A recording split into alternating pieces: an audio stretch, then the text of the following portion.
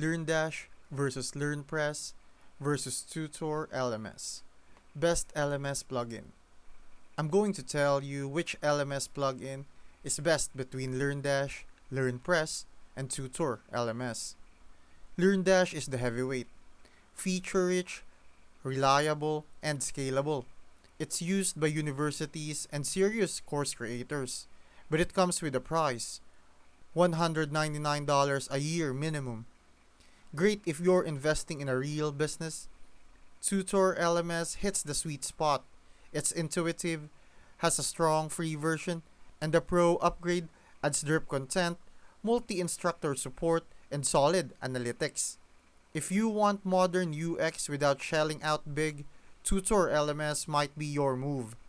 Learnpress is the lightweight, totally free and good for beginners, but the UX can feel dated, and you'll probably need to buy add-ons pretty quick.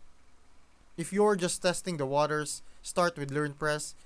Building something serious on a budget, Tutor LMS. Going all in and need power, that's Learndash.